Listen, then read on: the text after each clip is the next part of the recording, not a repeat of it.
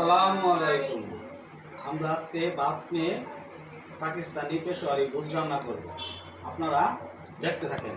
মেয়েকেও শিখাবো আর নিজেও প্রথম ট্রাই করতেছি।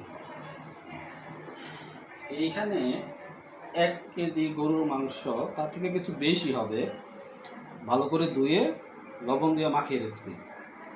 এখন এটা চুলায় অল্প জালে দিব, সাথে অন্য আইটেমগুলোও দিতে থাকবো। রান্নাটা খুবই সহজ, ইউটিউব দেখে শেখা, জানি না কি হবে, চেষ্টা করি। তাহলে মাংসটা বসালাম।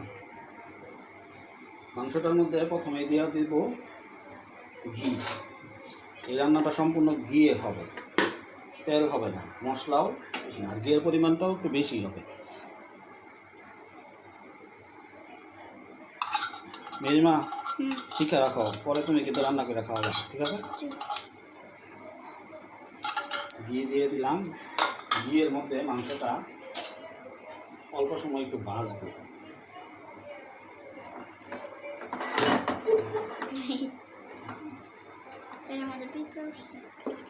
তোমার আম্মুকে বলছিলাম, তোমার আম্মু বলে যে এরা সব রান্না সে পারে না, করবে না।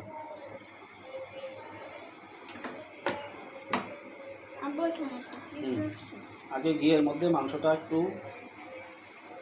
বেশি আছে ভেজে নিব, তারপরে তার পরবর্তী কী আছে বলি। আব্দুল্লাহ দেখাও।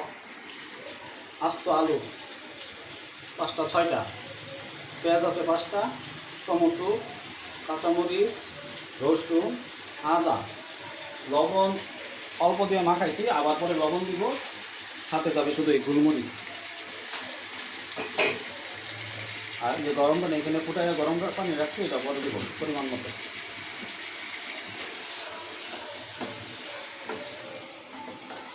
এখানে মাংস নিচ্ছি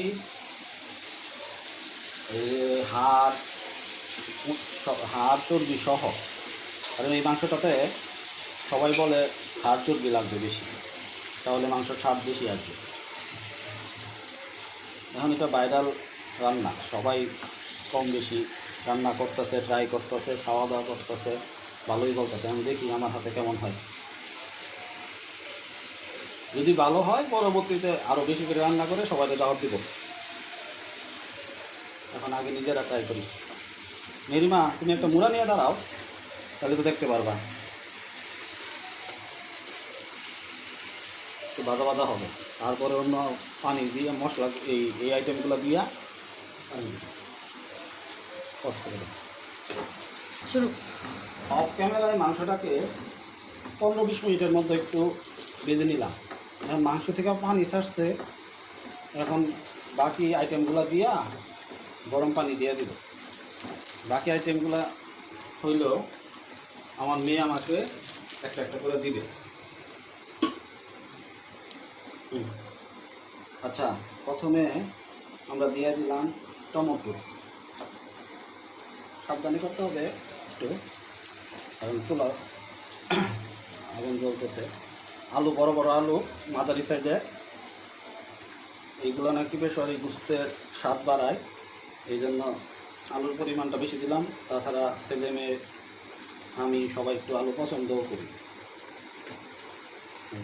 আলুগুলো দিয়ে দিলাম। এরপরে পেঁয়াজ, আস্ত পেঁয়াজ,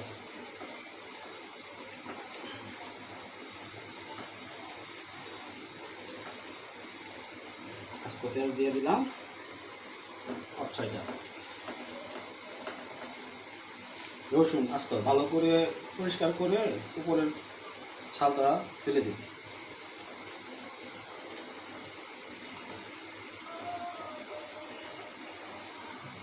রসুন 4টা দিলাম। আদা কুচি আস্ত আস্ত,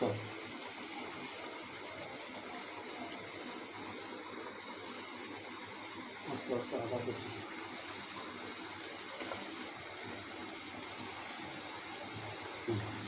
কাঁচামরিচ আস্ত, কারণ এখানে অন্য কোনো মশলা নাই, গুঁড়া মশলা নাই, একটু ফ্লেভার এবং ঝালের জন্য আস্ত গুঁড়া মরিচ। আরেকটা হলো গোলমরিচ, আরেকটা হলো গোলমরিচও দিতে হবে। এখানে গোলমরিচটা আমি নিতেছি, রাখা।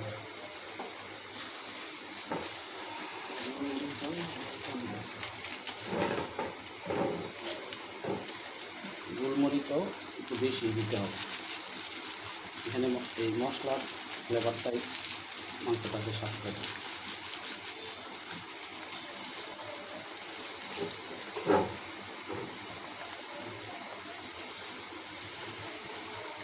আস্তে গোলমরিচ দিয়ে দিতে হবে।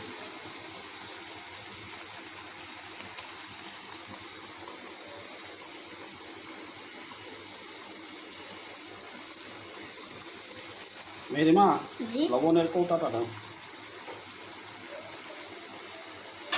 লবণ দিয়ে আগেই ম্যারিনেট করে রাখছিলাম, এখন অল্প লবণ দিব, তারপর যখন হয়ে আসবে তখন লবণ টেস্ট করে দরকার লাগলে আবার দিব।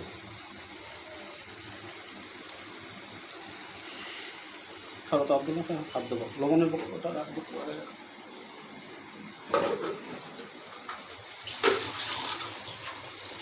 এখন একটু নাড়াচাড়া করবো, নাড়াচাড়া করে মিশিয়ে এইগুলোও বেজে নিতে হবে।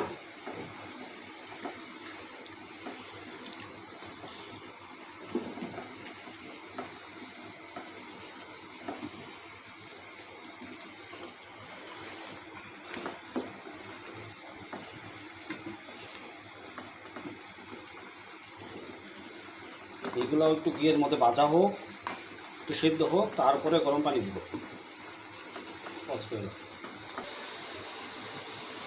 এখন পরিমাণ মতো ফুটন্ত গরম পানি দিয়ে দিতেছি, কারণ মাংসটা সিদ্ধ হতে সময়ও লাগবে, আর সিদ্ধ হওয়ার জন্য পানি দরকার, আর একটু গ্রেভিরও দরকার আছে, তাই 2 মগ পানি দিয়ে দিলাম। আর এখন মাংসটা আস্তে আস্তে প্রায় 2-2.5 ঘন্টা সময় লাগবে সিদ্ধ হতে এবং সম্পূর্ণ রান্না শেষ হতে। সেই অবস্থায় আসার পরে আপনাদেরকে দেখাবো ফাইনাল লুক। এখন চালটা কমিয়ে দিয়ে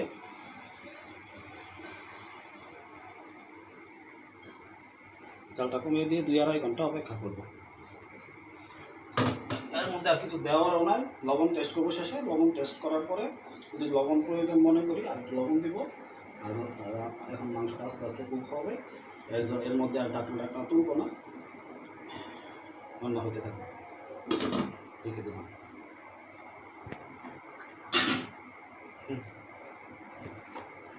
শেষ করো।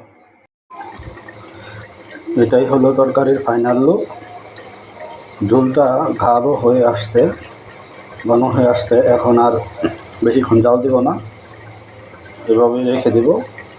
সকালে আর একটু গরম করে পরোটা বা রুটির সাথে খাওয়া যাবে। লবণ টেস্ট করলাম, ঝোল টেস্ট করে দেখলাম ঠিক আছে। ধন্যবাদ সবাইকে ভিডিওটি দেখার জন্য। ভালো থাকবেন।